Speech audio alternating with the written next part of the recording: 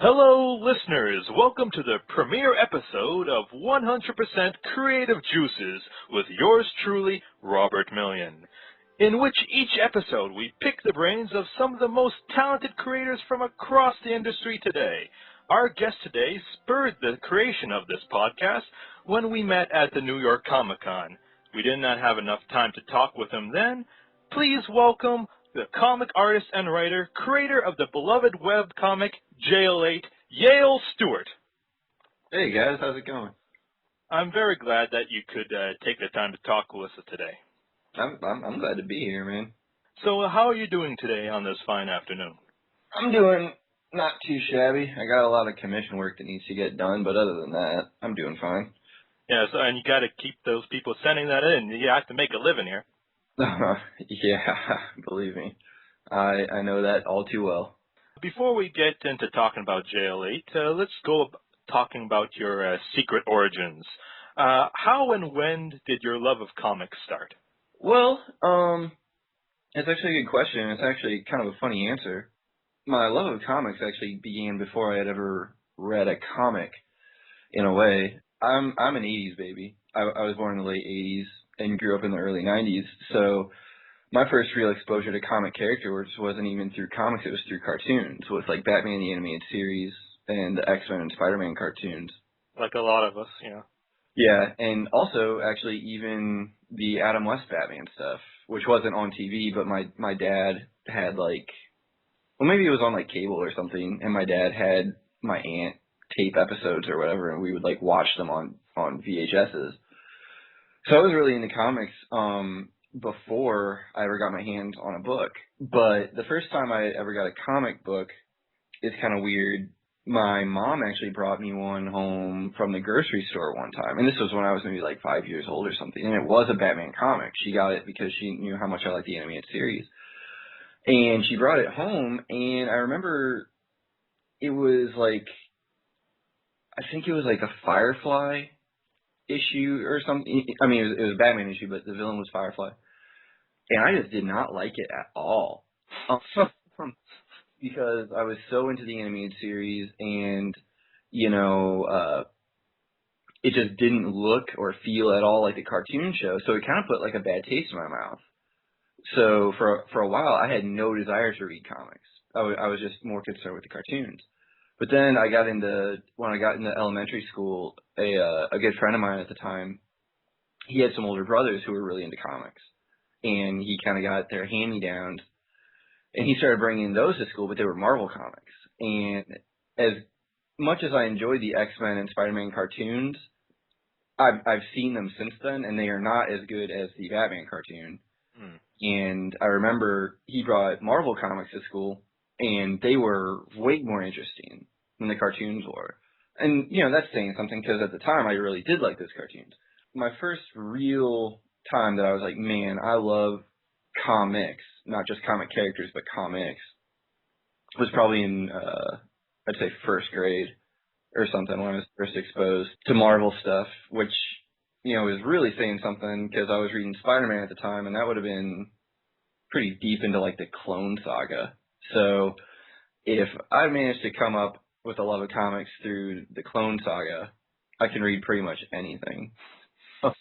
Yeah, the Clone Saga got pretty bad in the later years. Mm-hmm. When you're 6 years old, Scarlet Spider's like the coolest looking character. Yeah. So. And like his new incarnation, what do you think of that? I actually have not read any of that. I've heard it's not bad. It's pretty good. Yeah, but I've kind of been away from Spider-Man ever since Brand New Day. Like a lot of people. No, I'm serious, and like I know that it's supposed to be really good again.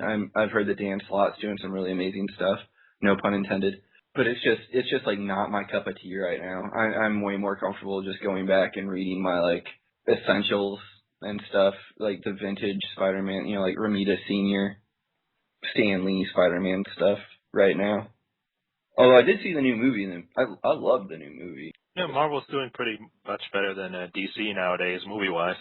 What was it that made you want to venture into making comics yourself? Well, I mean, it's really not a very complicated notion. I mean, I really enjoyed drawing. Comics seemed, I mean, once you actually like read your first comic book, or after you read like a couple, you realize that this is actually people's job. You know, you're kind of like, well, I really like drawing, and I like these characters. Why not become a comic book artist? You know, the same way that anybody, man, I really enjoy playing basketball. I know people get paid to play basketball. I'm going to be a basketball player when I grow up. Whether or not you become one is a completely different thing. But from the very minute I realized that, oh, people get paid to draw, mainly doing comics, I'm going to shoot to do that when I grow up. It was, I mean, it was pretty, I think you know what I'm saying. I'm trying to think of like a way to describe it, but I'm completely fallen short. So, I get what you're saying. yeah, Well, it just seemed like a natural choice. You know, it wasn't like I think some people think because it is kind of viewed as a, you know, such a privileged thing, you know, like being an actor or being a musician or whatever, that it takes like more thought. It's really, it's really not. It's just, I guess maybe it takes a level of, you know, ignorance because you don't realize how hard it might be, or you don't even consider how hard it might be to do it. You're just like, I want to do it, so that's what I'm going to try and do. As opposed to like, oh, most people can become accountants, so, you know, that's no big deal. It's hard to be that too. Like, everything takes effort. I just chose to work really hard at drawing, I suppose. yeah, it just seems like the logical choice at the time. Yeah, exactly. I mean, then, yeah, I mean, I was like 6 years old. Like, who am I to know any better? You know, and I guess I just never grew out of it. Well, a lot of people don't grow out of being a kid anyways.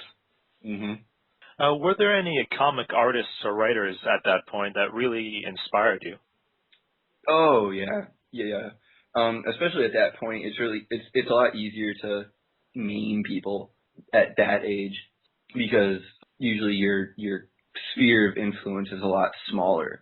There were definitely no writers. I mean, just because I didn't pay attention to it. I mean, I recognized writers' names, but I wasn't like, I want to learn how to write. Because I've never considered myself a writer. I was considered myself an artist. But coming up, when I first started, a lot of the influences were the same as a lot of other people's. Because I was reading Spider-Man for the most part, Peter Parker Spider-Man for the most part, John Romita Jr. has always been, and probably will always be, what I consider my greatest influence in comics for a lot of reasons. But then there are guys, other more known guys. You know, obviously it's hard. It's impossible to come up through the '90s and not be influenced by most of the Image guys, mainly Eric Larson, to an extent Todd McFarlane, Jim Lee. Then lesser known guys like Joe Bennett. Actually, he's probably like one of the only ones whose name I can remember. Oh, Joe Mad was obviously a huge influence. I remember the first time I saw one of his X-Men books, I was just like blown away. I feel like there's one other name Greg Capullo. Greg Capullo, because I was way into Spawn growing up because, again, I was a young boy in the 90s. But by the time I got into Spawn, Todd had left the building issues ago. Hmm. I was way into Spawn when Greg was doing the art on it, because honestly, he did way more issues than Todd ever did. He was a huge influence on me. Actually, thinking back, I'd probably say John Jr. and Greg were probably the two most major influences, just because Spider-Man and Spawn were probably my two favorite characters.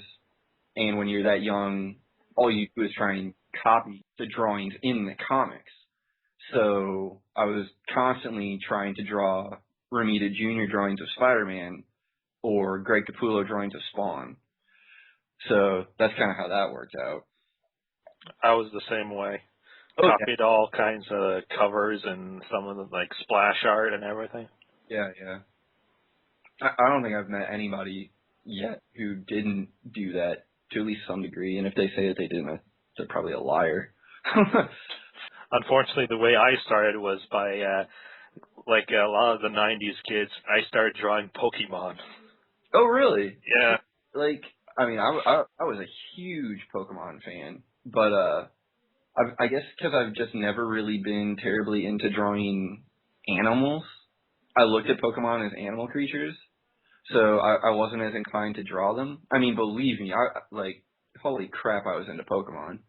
But Yeah, I never did draw Pokemon all that much. I ended up starting to draw an awful lot of anime, mainly Dragon Ball stuff in like middle school and high school. So Toriyama is a huge influence on my style. In fact, so much so that I need to like sometimes consciously rein back some of his, because like his style's so formulaic, it's really easy to just fall into drawing things that way again.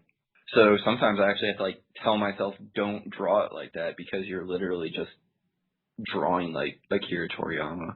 And at that point, like, how did you aim to perfect your craft? That's it's an interesting question. Despite the fact that I wanted to do it professionally, when you're young, you know, you just kind of, you're not really sure how far you have to go. And you just, like, I noticed that I was better than all my friends at drawing only because they told me so. And I noticed that I kept getting better. So really at that time, like growing up, I mean, I didn't really focus on anything. I just kind of assumed as I grow up, I'll get better at doing this as long as I keep drawing. It wasn't until like late high school and then through college that I started like singling out, okay, this is what I need to work on. How do I get better at this?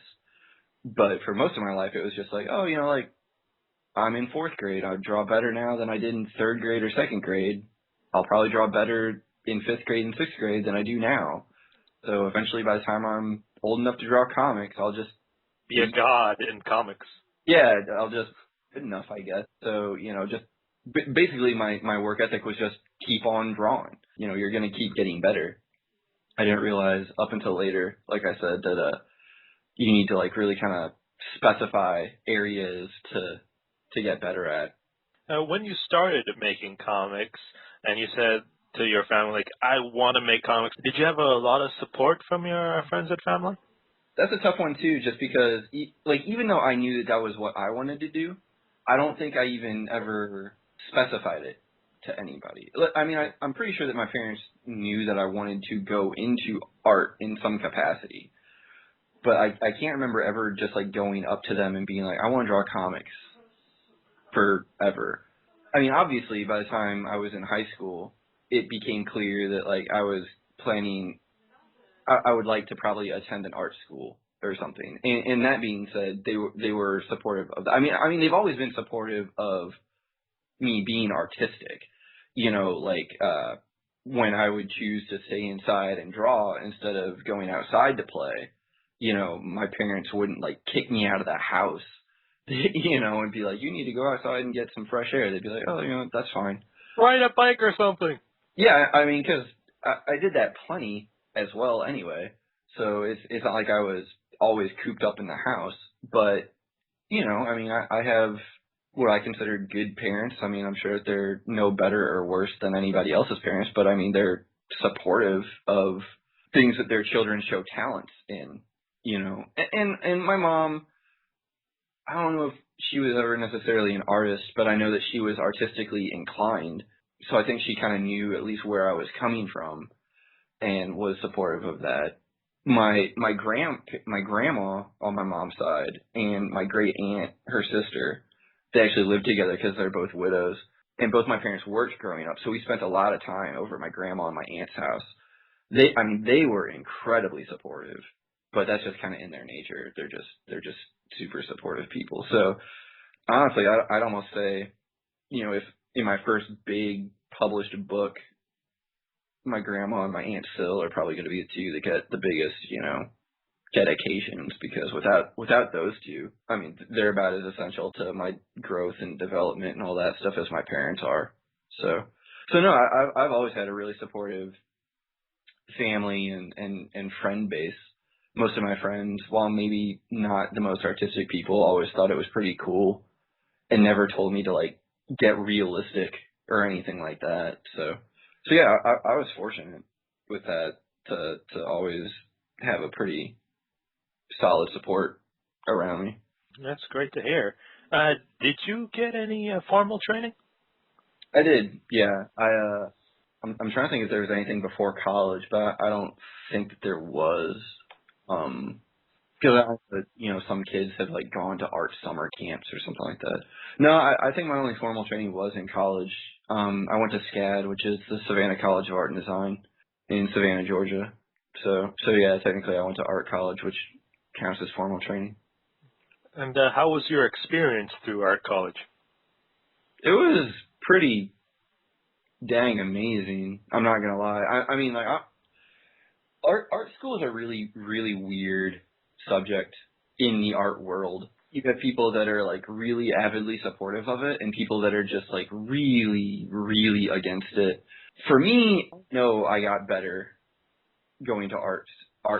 Now, the question is it something I could have done on my own or not?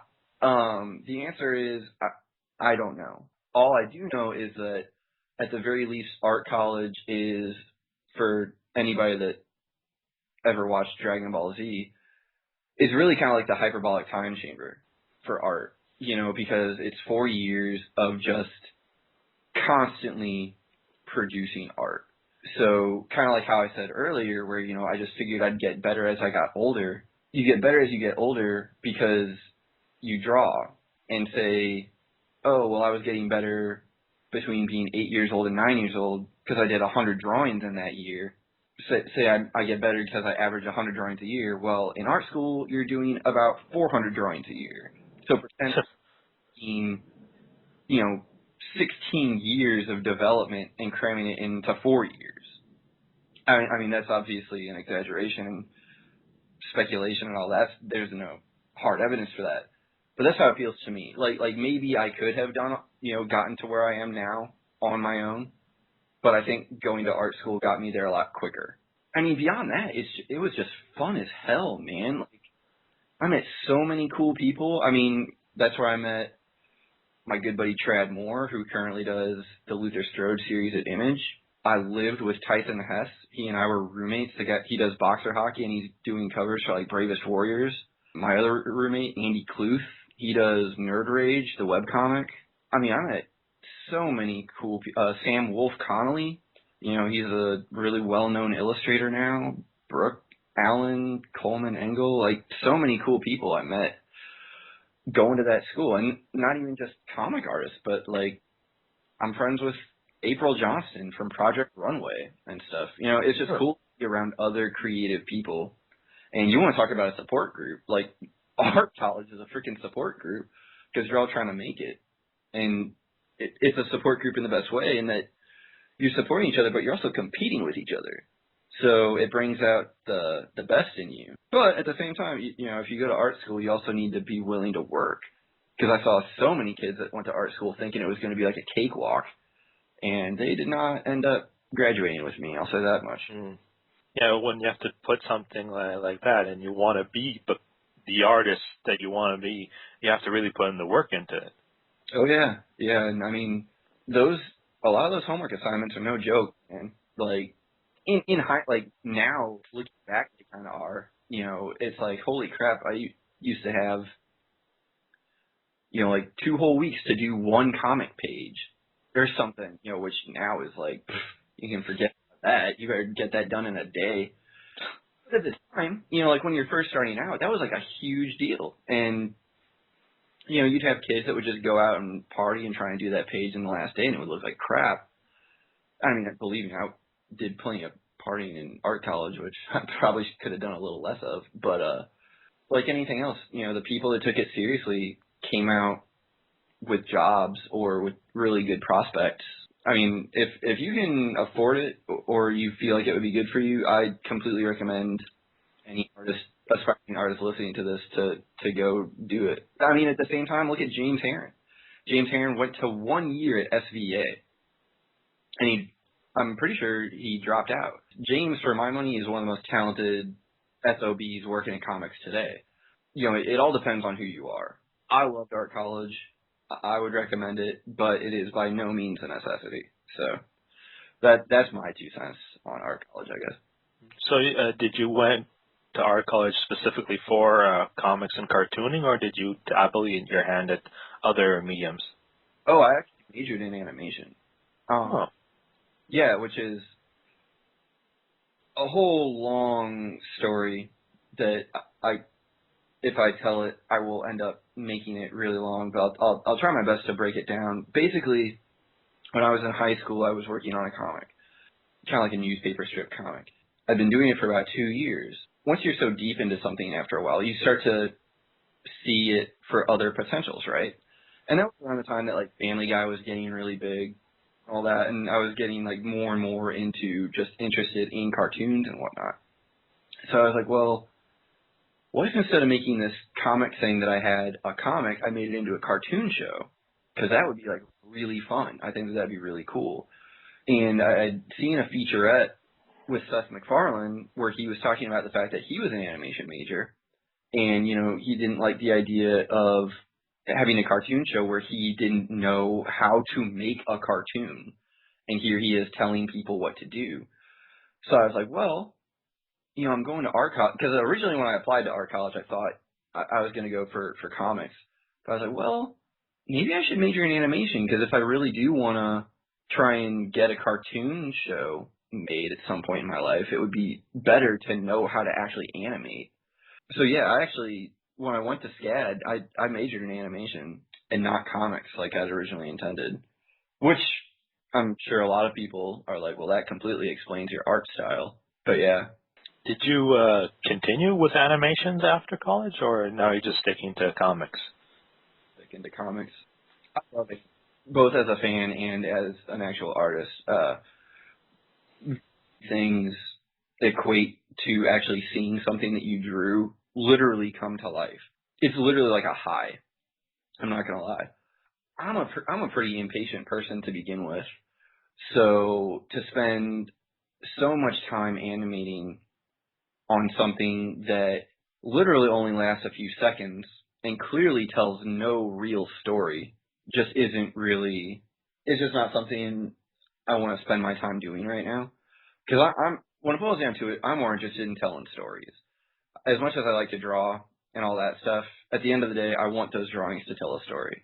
I'm sure I could figure out a way to animate really easily and somehow tell a story, but I mean, I'm a fan of, vintage, lush, hand-drawn 2D animation, and that's just not, like, there's no way I can make that happen on my own. Like, you'd see one thing from me every, 10 years.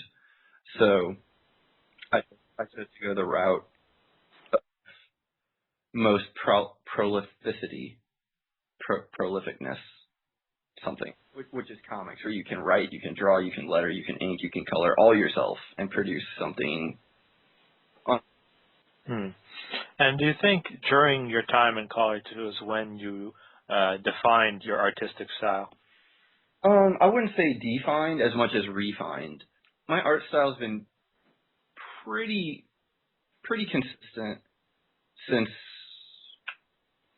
I'd say, really late high school, like the beginning of senior year, because in high school was when I hadn't really been reading comics as much. Actually, no, that's a. I know, I'm trying to think, because I know there was a period where I really had kind of just stopped reading comics for a while, and got more focused on other stuff.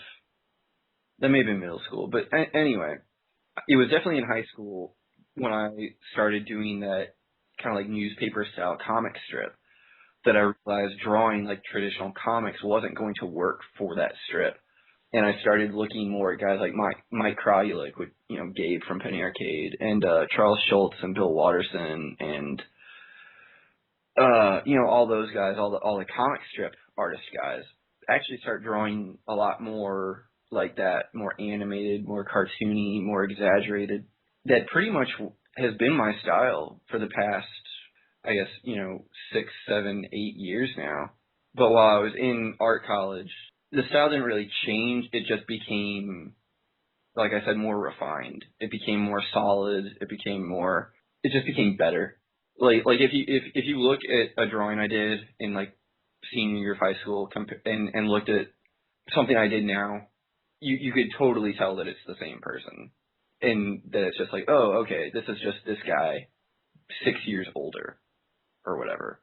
So yeah, actually it was actually more in high school where my style really was like, okay, this is how Yale draws now. And did you also refine your writing style? I'm still refining my writing style. And again, actually, that was in high school. Because in high school, my good buddy Eric Scott, he actually ran a Gundam forum-based RPG website where basically you have your character and you role play these characters with other people on the website, but you role play by basically just writing stories, like back and forth with each other. And that was really my first time ever writing anything, narratively speaking. So that was really where I cut my teeth writing. But again, I never really considered myself a writer. And then when I started doing that strip that I've been talking about in high school, that was just kind of like one-off penny arcade PvP type, just daily comic strips, just like super humor based. So I don't really consider that writing so much as just kind of sharpening your comic in terms of comedy sense. My writing stuff never really even became like a part of who I am up until Gifted and then JL8. So I mean that's pretty recent. But you made a comic before JL8 called Gifted. Whatever happened to that? Well, Gifted it's still around. It's a weird thing. I mean, Gifted is like my baby. That's the thing that when I finally get around to working on it, that it's like my magnum opus or whatever, the thing that I like really want to be remembered for, I guess. It's one of those things, I did it, I put a lot of time and effort into it. It was the first thing I did out of college. It was like a 110-page graphic novel or something like that. I posted the whole thing to DeviantArt and got maybe like 5 favorites on the whole frickin' thing. And I know that doesn't really mean a whole lot, but especially since I just majored in animation and decided I wanted to do comics instead, it definitely gave me that feeling of like, maybe I should just go into animation. So it was kind of demoralizing at the time, but I knew I really felt like I had something there. And again, like my friends in college were a great support group, and they would tell me if they thought something sucked, and they were like, "No, dude, like Gifted's cool, don't worry about it. Screw DeviantArt." I ended up going back and like redoing some of it in time for New York Comic Con 2011, and taking it up there and showing it to some people, and some people really really enjoyed it. Then I started doing JL8, and I couldn't deny the fact that as that kind of started taking off a little bit, it's hard to, when you have 2 projects on your plate, and one is clearly getting noticed, and the other one is just kind of wallowing in obscurity. You generally kind of want to go with the one that's getting noticed, especially when you yourself are not well known. So I decided to kind of put Gifted on the back burner. Also because, since I said it's something I want to be the most remembered for, I also just don't feel like I'm quite at the level I need to be at to make it as good as I want it to be. So I was like, okay, I'm gonna shelve Gifted for right now and focus on JL8. But Gifted is very much alive and well. It's just something that I haven't worked on in a while. So you would continue it down the road? Oh yeah. I mean, right now I'm actually, because I sold a bunch of copies of that first quote unquote issue, the one that I like redid for New York Comic Con. That I had a bunch of copies left. I sold a bunch at this past New York Comic Con, and it got a pretty good response. So right now it's actually kind of a situation where I'm sort of trying to find the time to even do Gifted, because I'm so busy with JL8, and Gifted I want to do it as a comic, meaning like I would like to do another 24 pages or 32 pages or whatever, print that, and then like take that to conventions and sell it there. Because I don't think it lends itself very well to being like an online thing.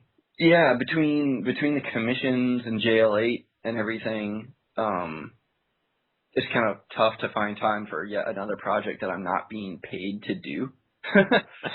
So, and still trying to find a way to keep food on the table. So we're trying to figure that out. We'll see what happens there, because I know that, like, I've actually had people asking me, like, where's the next Gifted, so which I'm incredibly thankful for. Like, I'm glad that the people that have read it really enjoyed it. Which I have, by the way. I took a look at both issues, and I really enjoyed it. Well, thank you. The main character of Gifted was also called Yale. Is he any representation of how you are? And if so, you weren't very flattering to yourself, were you? No, but well, okay, let me answer that in order. Yes, Gifted Yale is me. I mean, it's roughly autobiographical, but not, overly so. It's not supposed to be some kind of like grand drama, like, say, Blankets or something, which is an amazing comic. I mean, Blankets is like one of my all-time favorite comics in the world. No, it's more just about, the shenanigans that me and my friends used to get into growing up through high school and college. And, no, it's not terribly flattering to myself, but if you're trying to flatter yourself in something that's supposed to be funny, you're kind of doing it wrong. So, Exactly. yeah, so, and I like to think of myself as a fairly self-aware guy.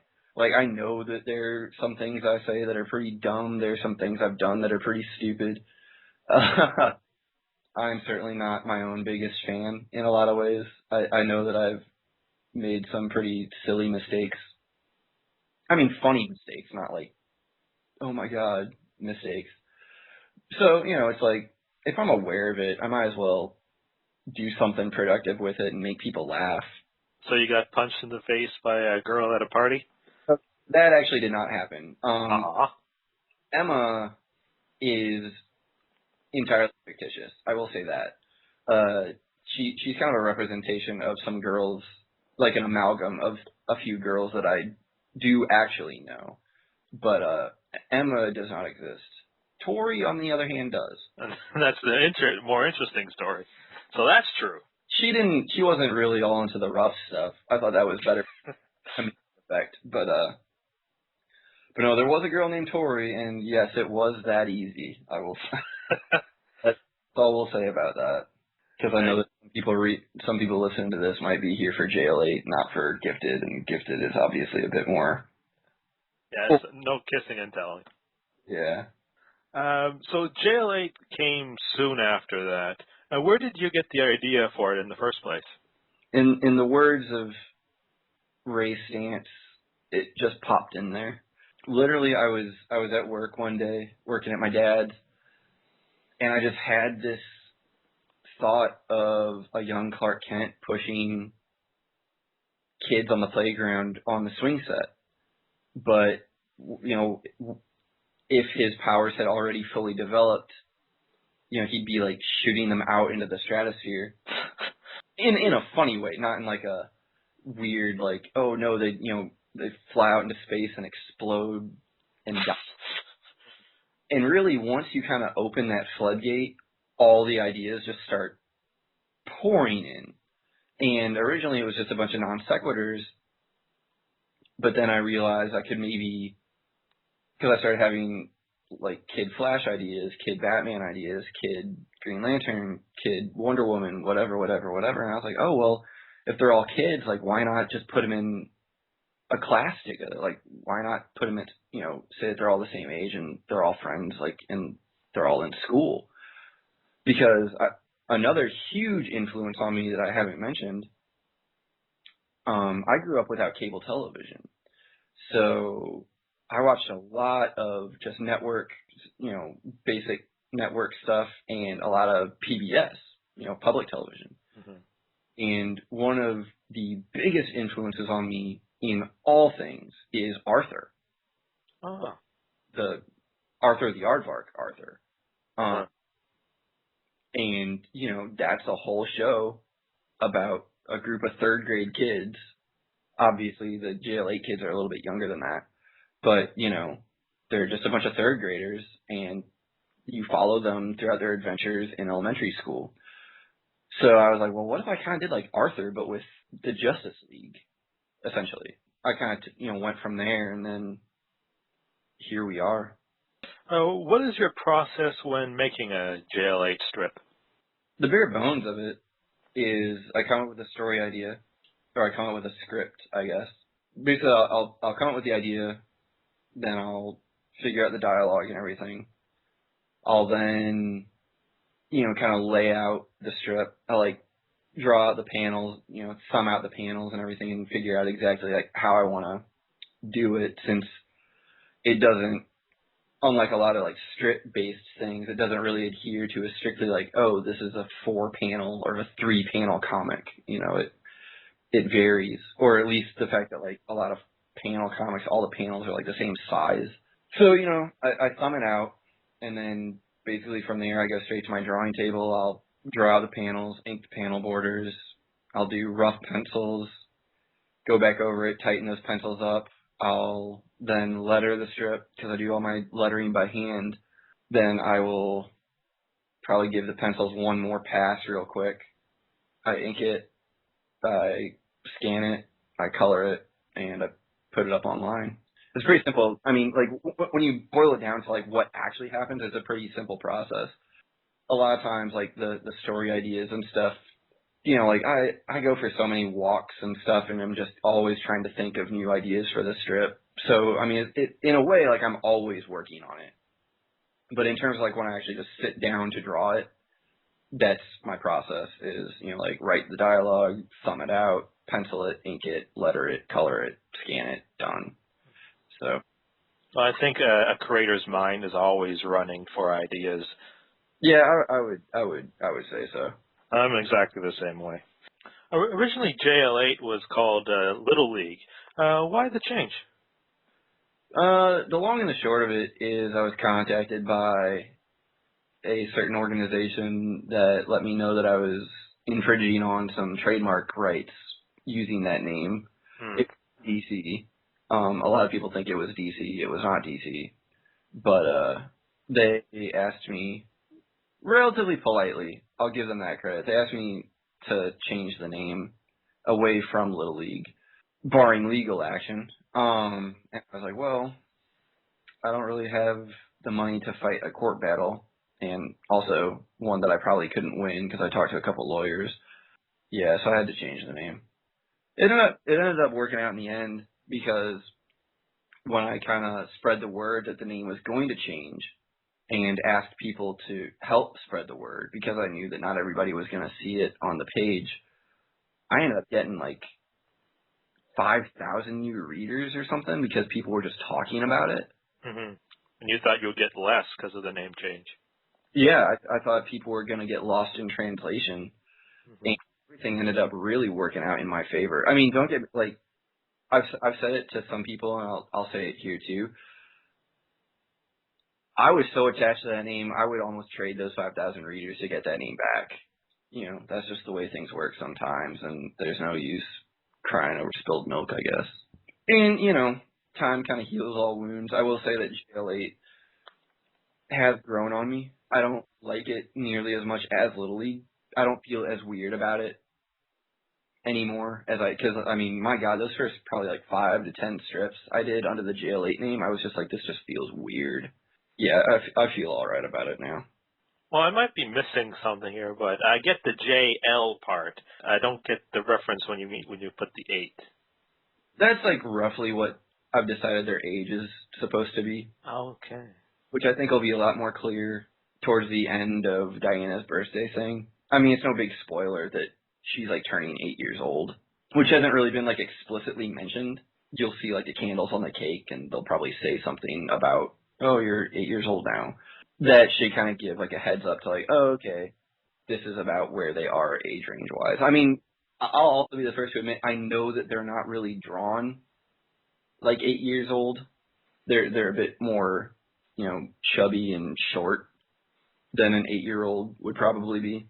Mm-hmm. I didn't really want to change the art style too drastically from what it started as, but I felt like 8 years old was like a good kind of happy medium where like when you're 8 years old, you have like a pretty decent amount of freedom from your parents or, you know, guardians or whatever to kind of like go ride your bike on your own, go play with your friends out in the yard on your own. Whereas if they're supposed to be like 4 years old or something, them being out about in the world on their own seems a little strange. So that was kind of how I came to that decision. Because for a while, I just wasn't even going to tackle it. I was just going to let people think they were however old they were. But I was like, well, JL8 kind of turns into JL8, and that was like the best pun I could come up with for a title, and everything else just wasn't really happening. So I do get asked that quite a bit. So Certainly the characters like Batman, Superman, and Wonder Woman are the mainstays of the Justice League. Why did you choose that team lineup in particular? well, I mean, I think that most of them, save for Power Girl, are pretty much the definitive Justice League. I mean, the whole strip in and of itself is also meant to just be like a throwback to the Silver Age, because I'm a big fan of the Silver Age. I mean, I've not read many Silver Age DC comics. I'm more of a Marvel guy. The Silver Age kind of represents everything that I feel we've kind of lost in comics right now, which is just I don't really want to say that because it implies that there aren't books out there. But you know, things have gotten like really kind of dark and gritty. A little bit. You know, everything. You know, every major story arc has to involve somebody dying or something. And I just kind of wanted to make something that was fun. The original Justice League, like the original JLA, the original Justice League of America, was Manhunter, Wonder Woman, Flash, Green Lantern, Aquaman, and Batman and Superman. I didn't really want to use Aquaman at the time because I wanted another female character. I thought I could do a lot, like Clark and Bruce obviously have to be there. Hal and Barry have always been considered kind of like a duo. You know, they've always kind of been like good buddies. So I couldn't really have one without the other. And I thought that John made for a really interesting foreign exchange student idea. So the odd man out was kind of Arthur was kind of the odd man out. And as to why I chose Power Girl, a lot of people kind of ask that. You know, some people wonder why it wasn't like Black Canary or something like that. And for me, first of all, I don't really know much about Black Canary, and I feel like she works best when Oliver's around.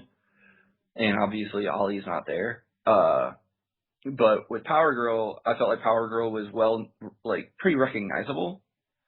And also she's got really close ties to the League in the sense that she's a longtime member of the Justice Society.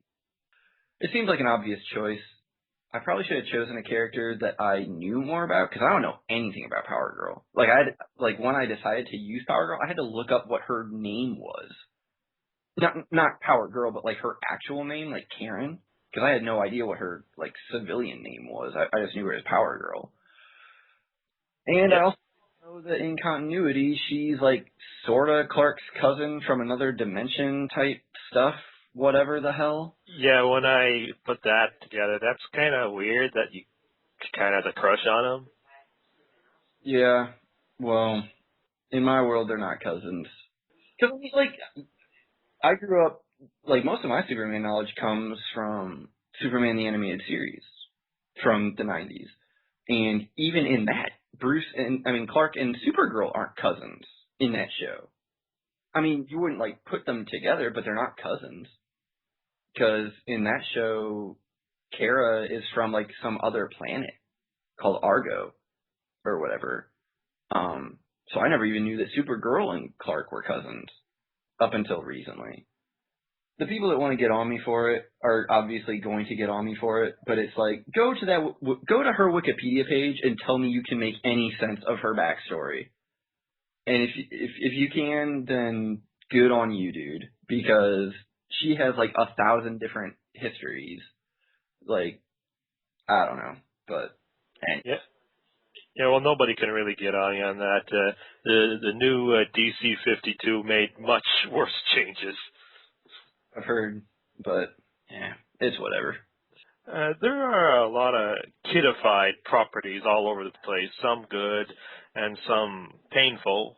Are there certain cliche things about kid characters you try to avoid when making JL8? Not really. Just because I don't, for starters, I haven't really read too much of those things, so I don't really know exactly what is a cliche or not. I guess the only thing that I am kind of consciously aware of is, this is going to sound kind of like a jerk thing, but like, I'm trying to think of the best way to word this.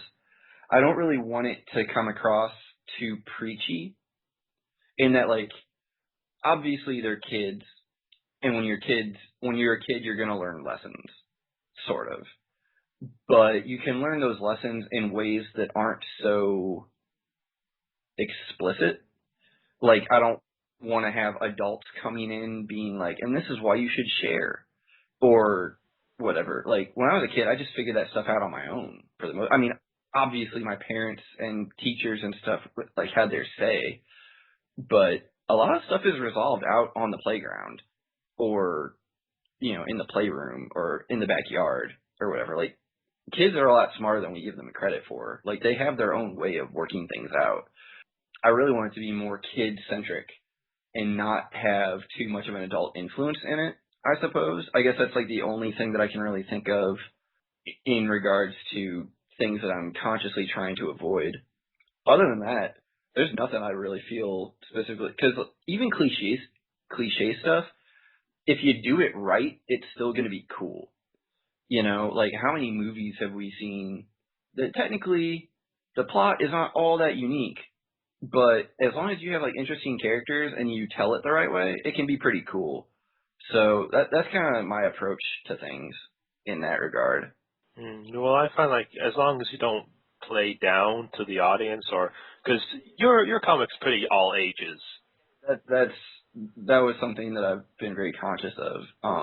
Is that ideally I want JL8 to be something that literally anybody can kind of jump in on and be like, oh, like, this is fun. Whether they're, like a 5-year-old who just likes the silliness of it, or like a long time DC fan who can appreciate some of the nods to like continuity and stuff. That's always been like a big deal for me. Well, speaking of continuity, you've touched on quite a lot of characters in the rest of the DCU, like Darkside as the gym teacher, for example. But I have to say, he is even more threatening wearing short shorts. Yeah, that was one. I can't. That actually may have been one that I kind of jumped out of my bed at night thinking about, because I do remember I had the idea and I just immediately texted my friend and just said Darkside period gym coach period, and I remember getting a text back that just said hell period yes period. So that was one that, as soon as that idea came in, like, I could not get to that strip fast enough because I just thought that was such a funny idea. Mm. Will you continue to increase the supporting cast of characters with other DCU heroes and villains? I will. When and where and how remains to be seen.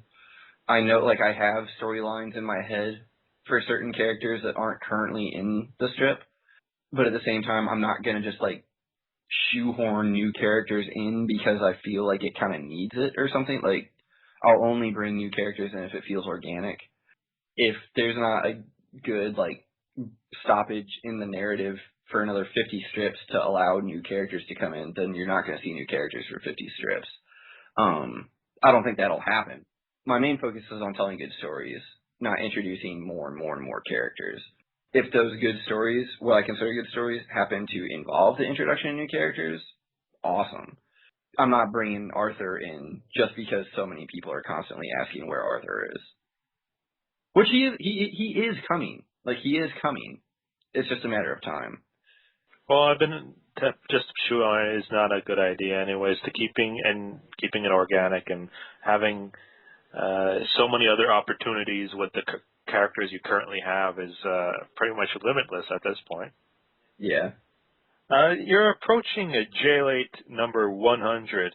Anything big planned for the milestone? I wish, like, I really do. I wanted so bad to do something I did with 50 where it was going to be, like a big, almost like an actual comic extravaganza. Time and stuff just isn't there right now to do something like that. I might do something outside the comic for it, like maybe another big kind of like Skype session or something to like interact with the fans and whatnot. But in terms of any big hubbub for the actual strip, I don't think so. I've actually talked to a few of my friends about it, and again, all going back to that organic thing. As cool as it would be to have like an awesome number 100 strip, if I don't feel like, because obviously I'm in the middle of a pretty long narrative. Because if you think about it, the Diana's birthday party was first mentioned like back in late July or August. So technically the story arc has been going on for like months. I know for a fact that in the next 5 strips, nothing super major happens to really do like some big blowout number 100. And I'm not going to rush it just to get to the point where number 100 would be a big blowout thing. Yeah, I mean, it's unfortunate because I'm a huge sucker for milestones like that. Well, it's better than forcing the issue. Exactly. So that's just the way I'm approaching it. And is it difficult for you to keep putting out new comics on your deadlines? It can be. It can be. More just because, I mean, I'm a 24-year-old. I'm not getting paid to do it, which I'm not complaining about, but it's like, I would be lying if I said that every once in a while I don't maybe choose to put in a little bit more extra time in front of the Xbox than drawing people. That maybe makes the strip a little bit late, because I end up putting it up just a smidge past midnight on the day it was supposed to be put up or something. But yeah, I mean, by and large, no. I just need to, when I'm able to manage my time well, it's not difficult at all. Sometimes time management can be difficult. Not even just because of stuff that I'm doing for fun, but also, the commission work and everything, because that's how I pay my bills. So sometimes I need to get that done.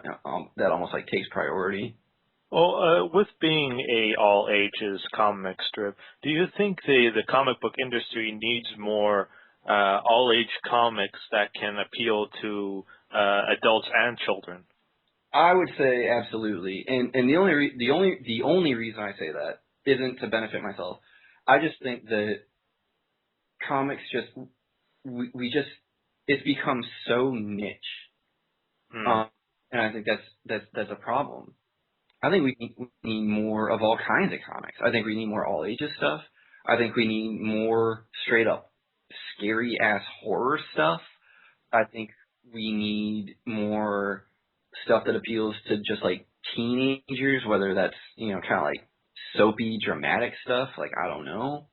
Cause I mean, you look back and, I'll admit I'm more prone to nostalgia than some people are, but I look back and I'm looking at the history of comics when you had Western comics, romance comics, sci-fi comics, kids comics, cartoon comics, animated comics, superhero comics, mystery comic. You had all these different kinds of comics, and it's like, that's probably a really good thing to have all those different kinds out there, because then you get fans of all kinds of stuff buying comics. Not everybody likes superheroes. That's just a fact. And if they don't like superheroes, they're not buying comics, because that's all comics are for the most part. I mean, I know that's not true, but by and large, even if I go to my local comic shop, I have to look to find stuff that's not superheroes. I mean, I obviously like superheroes, but sometimes you do want something different. Sometimes you don't want to read a story about guys punching each other through a wall. And to people that have never read comics before, they don't know how to find that stuff.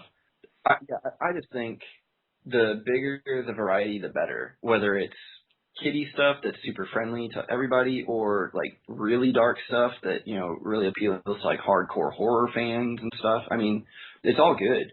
Just comics comics can be anything, yet somehow it's managed to just be this one thing. Again, for the most part, like obviously I'm making generalizations, but I think you see where I'm coming from. Yeah, when I look at that, I find that that's what makes a difference from it being a comic book to being a graphic novel.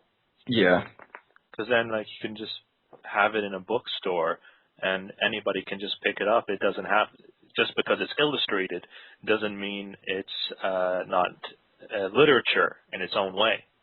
yeah, exactly. Also, do you find it's difficult to get noticed with all the other web comics out there?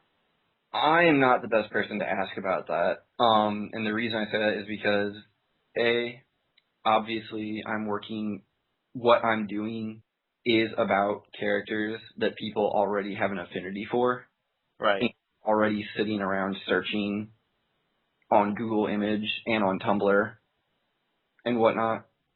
So they're just going to come across my stuff anyway. And B, I've been really fortunate to have the right people notice it really quickly and spread the word for me. I imagine that it is incredibly difficult to get noticed with how many webcomics are out there. Because there are everybody does a webcomic. Literally everyone. Like, and, it's It's hard not to find a site with web comics on it nowadays. exactly, and it's like, especially if you're doing like a narrative webcomic, like one that is actually telling a story, that's incredibly difficult. Because so many people, it's the internet. No one has an attention span on the internet. They're just browsing stuff, and if you don't catch them with that first, like, super quick joke strip, Exactly. they're not going to read it. So, Exactly. unless your art is just blowing people out of the water, I don't know how some of these guys do it. I consider myself incredibly lucky, and I'm sure that a lot of other people feel the same way. Yeah, it is.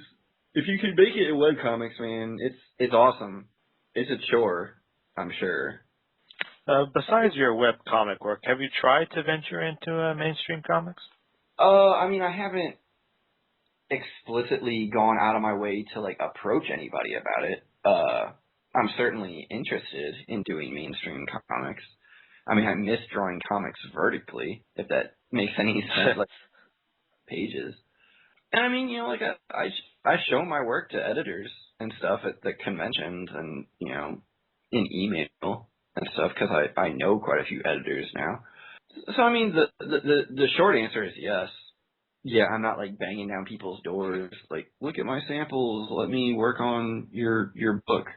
I would certainly like to get back into, long form, straight up comic books again, because it's really fun to do stuff like that. For the people wanting to start their own webcomic series, is there any advice you can give them? The best advice I think anybody can really give is just beyond the obvious stuff of just like, keep drawing, yada yada. It's like, be dedicated more than just about anything else. You need to be willing to, come up with a schedule and absolutely stick to it.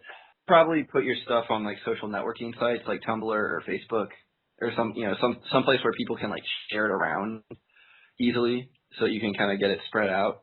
Play to your strengths. I think some people try and emulate other people just because they sort of know that like, oh, that's kind of successful. Yeah, I don't know, man. The advice thing is not something I'm terribly good at giving, because You don't have enough experience to know what works yet? it might be the opposite. It might be that like I know what works for me, but I also know how many other people have seen success, and it's really it varies so drastically for most people. Mm-hmm. But I really think that what it boils down to is just have good time management and like make a schedule and stick to that schedule. Because I do know the one thing that loses followers faster than anything is not updating. Because people are like, why even bother checking back? Because I know that there's not going to be a new strip. Yeah, updating is like a hugely important part of the whole webcomic thing. So scheduling is probably the best advice I can give in regards to it. I think people can take that to heart. Well, thank you for talking with us today and being our first guests on 100% Creative Juices. It was my pleasure, man. It was fun. And also thank you for actually inspiring me to start this series. Well, that's just flattering to hear. I'm glad that I've had that effect on even one person.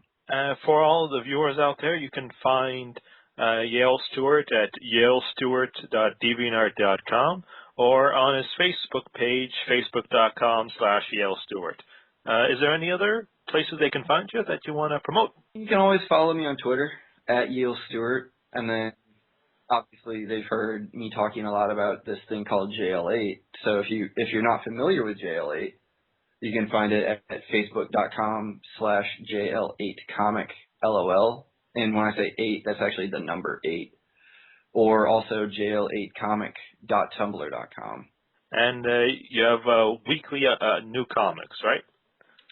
Every Monday and Thursday.